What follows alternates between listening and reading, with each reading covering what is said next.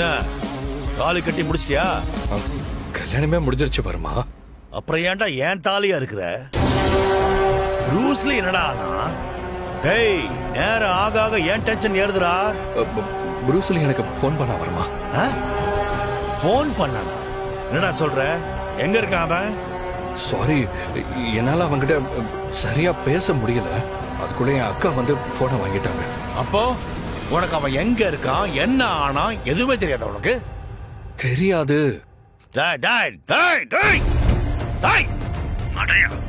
என்னடா இவ்வளவு அசால்ட்டா சொல்ற? அவன் போலீஸ்ட மாட்டினா என்ன ஆகும் தெரியும்ல? ஏன்டா இப்படி கேரளா சார்ந்து ஏன் உசுர வாங்குற?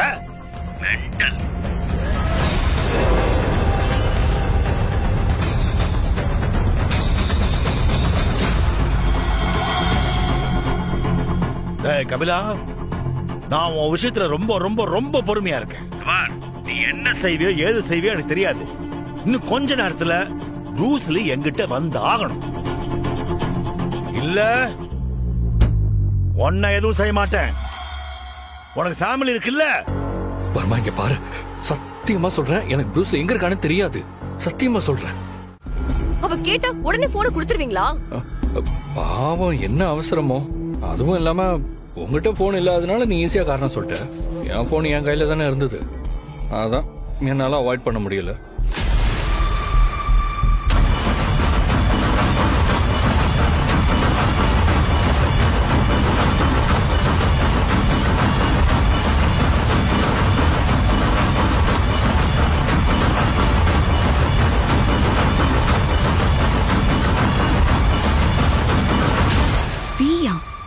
வீணா யாரா இருக்கும்? ஒருவேளை வர்மாவோட நம்பர் இதுவாதான் இருக்குமோ?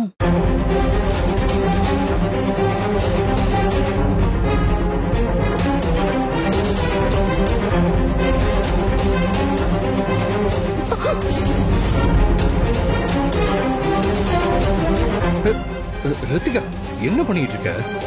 எதுக்குப்பா உங்க கையில இருந்து போன் வாங்க? இவளை பத்தி உங்களுக்கு தெரியாது.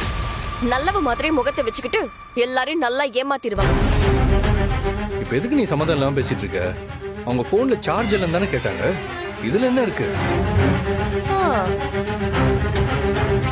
அப்படியா? எங்க உன் போனை கொடு. போனை கொடுன்னு சொன்ன.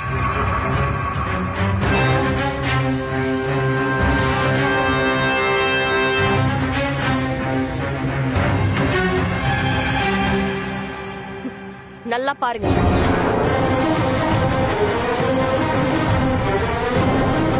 பாத்தீங்களா? 70% சார்ஜ் இருக்கு. அப்புறம் எதுக்கு உங்க போனை வாங்கி பேசணும்? ஐயோ ரித்திகா, நான் முதல்ல உன்னோட போன் தானே கேட்டேன். நீ இல்லன்னு சொன்னதுனால தானே நான் அவர் போனை வாங்கினேன். அது சரி, அப்படியே வச்சுக்கலாம். உன் போன்ல எதுக்கு சார்ஜ் இல்லன்னு போய் சொன்ன? அதுவும் நானே சொல்றேன். மேடமுக்கு நான் உங்களை கல்யாணம் பண்ணிக்கிறது ஆரம்பத்துல இருந்தே பிடிக்கல. இன்னும் சொல்ல போனா இவளுக்கு முன்னாடி நான் கல்யாணம் பண்ணிக்கிறது சுத்தமா பிடிக்காம தான்.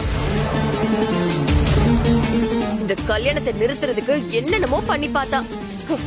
ஆனா கடவுள் புண்ணியத்துல ஒரு வழியா நம்ம கல்யாணம் நல்லபடியா நடந்துருச்சு. ஆனா இன்னமும் இவ கோபம் குறையாம ஏதாவது பண்ணி என் வாழ்க்கையை கெடுக்கணும்னு நினைச்சிட்டு இருக்கா. ஏன் இப்படி பண்ற? நான் உனக்கு என்ன பாவம் பண்ண? என் போன் எப்படி ஆஃப் ஆச்சுன்னே தெரியல. நான் அர்ஜென்ட்டா ஒரு போன் பண்ணணும்னு நினைக்கும் போது அது ஸ்விட்ச் ஆஃப் ஆயிடுச்சு. நான் அதை அவசரத்துல ஆன் பண்ணி பார்க்காம சார்ஜ் இல்லாம ஆஃப் ஆயிடுச்சுன்னு நினைச்சுதான் உங்க போனை வாங்கினேன். சமந்தி, வாங்க. அனி, உங்க Dress செம்மையா இருக்கு. நல்லா இருக்குல்ல? Thank you.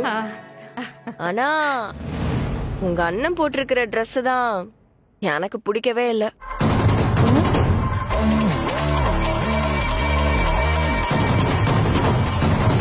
ஏன் இந்த Dressக்கு என்ன? ஏங்க நீங்களே சொல்லுங்க, இதுக்கு முன்னாடி நீங்க இந்த கலர்ல Dress போட்டிருக்கீங்களா? இல்ல. எனக்கு தெரிஞ்சு உங்ககிட்ட இந்த கலர்ல Dress இல்லன்னு நினைக்கிறேன். கரெக்டா? ஆமா. அப்புறம் எதுக்கு இன்னைக்கு மட்டும் செட்டே ஆகாத இந்த கலர்ல Dress போட்டிருக்கீங்க? எதுக்காக இந்த ட்ரெஸ் எடுத்தீங்க? இல்ல இது நான் எடுக்கல, எங்க அக்கா தான் எடுத்து கொடுத்தாங்க. இது அவங்களோட செலக்ஷன் தான். நினைச்சேன் ட்ரெஸ் விஷயத்துல கூடவா இப்படி கண்ட்ரோல் பண்ணுவாங்க? இதுக்கு கூட சுதந்திரம் இல்லையா? ட்ரெஸ்ங்கிறது நம்ம உடம்பு மறைக்கதான்னு பேசுவாங்க.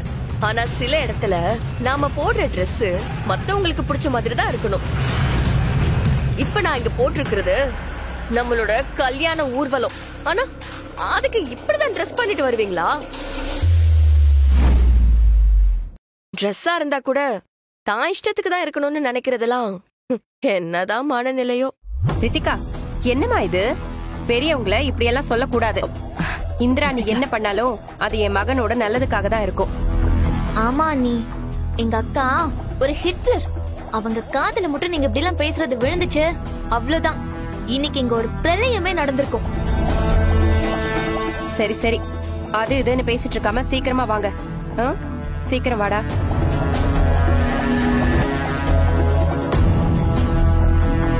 ரித்திகா, இன்னைக்கு தானே கல்யாணம் முடிஞ்சிருக்கு. அதுக்குள்ள இதெல்லாம் வேண்டாம். கொஞ்சம் அடக்கிய வாசி, பின்னாடி பாத்துக்கலாம். முதல்ல எனக்கு தெரியும், நீங்க போங்க, நான் பாத்துக்கிறேன். நீ சொன்னா கேட்க மாட்டேன். செல்லுமா போலாம்.